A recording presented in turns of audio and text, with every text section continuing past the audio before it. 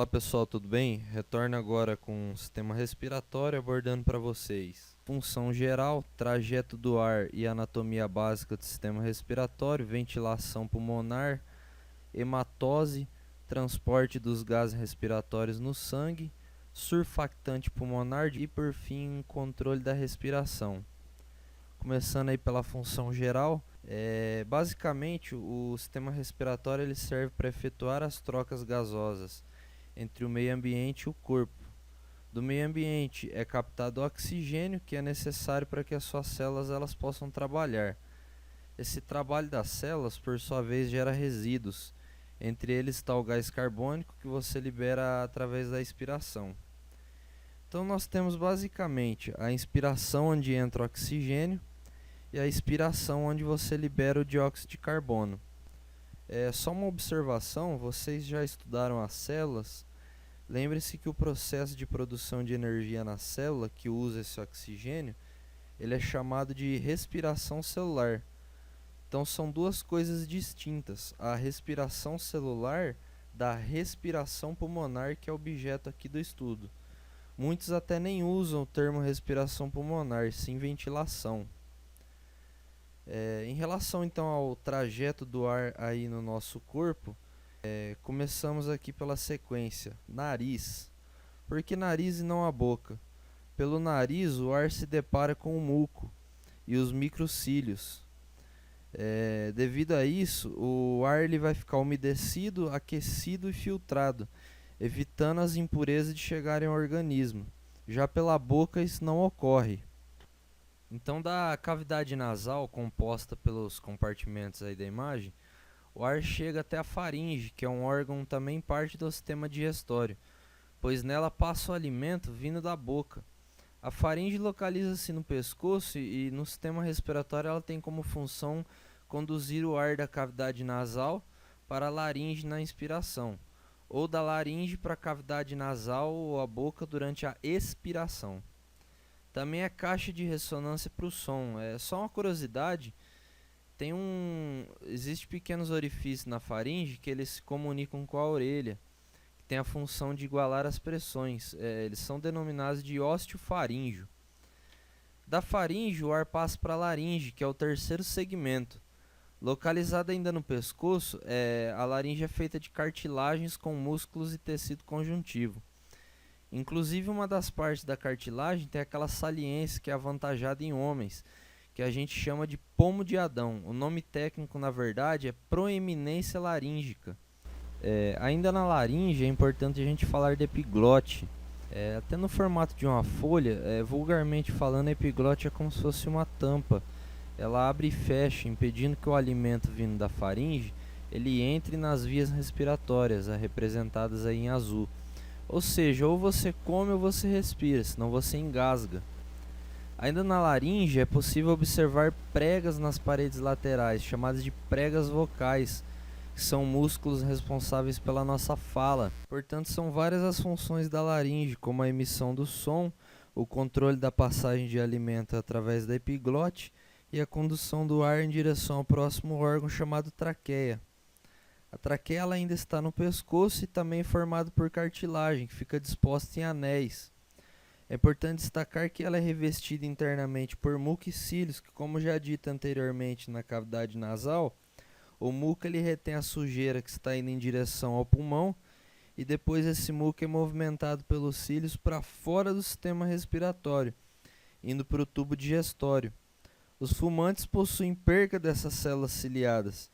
Portanto, o muco com partículas de sujeira ele se acumula nas vias respiratórias, causando o famoso pigarro, provocando tosse e infecções.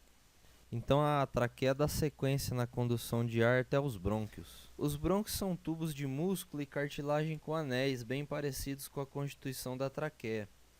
Como vocês podem observar, os brônquios estão localizados na caixa torácica, e cada um deles penetra no respectivo pulmão e vai se ramificando até virar estruturas chamadas bronquíolos.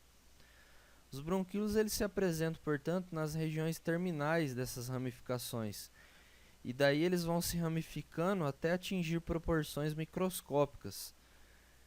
Nesses bronquíolos terminais, no fim dessas ramificações, tem estruturas em formato de cacho de uva, claro, microscópico, que são chamadas de sáculos alveolares. Continuando essa comparação com uva, os cachos de uva é como se eles fossem os sáculos alveolares, e cada uva é um alvéolo. O alvéolo é item importantíssimo para vocês lembrarem, pois é nele que ocorre a troca dos gases com o sangue. É só vocês observarem que os alvéolos são órgãos ricamente vascularizados, e aí não há mais sinais de cartilagem. Esse processo de troca de gases ele ganha o nome de hematose. Antes de eu explicar com mais detalhes a hematose, vamos concluir aqui a parte anatômica. Os pulmões, eles têm localização na cavidade torácica, próximos aí do coração, da artéria aorta, esôfago e superior ao músculo diafragma. O pulmão direito, ele apresenta 3 partes chamadas de lobo superior, médio e inferior. E o pulmão esquerdo, ele apresenta 2 lobos, o superior e o inferior. A presença de apenas 2 lobos no pulmão esquerdo está relacionado com a localização do coração, pois 3/4 do coração está do lado esquerdo do corpo. É importante saber também que o pulmão ele é revestido por uma membrana dupla chamada pleura. A pleura ela é preenchida por um líquido pleural. Esse líquido ele mantém uma leve sucção entre o pulmão e a cavidade torácica, meio que o pulmão ele se adere à cavidade. Porém, esse líquido lubrifica os pulmões para que eles, apesar de estarem grudados, entre aspas, eles possam deslizar livremente na expansão e retração da caixa torácica. Bom, falando agora sobre a ventilação pulmonar, você já parou para pensar que não é o ar que faz os pulmões se estenderem? A respiração ela é controlada por áreas localizadas no tronco encefálico. Essa área ela manda sinais nervosos para que ocorram contrações musculares involuntárias, que causam expansão e retração da caixa torácica, que eu comentei quando falei lá de líquido pleural.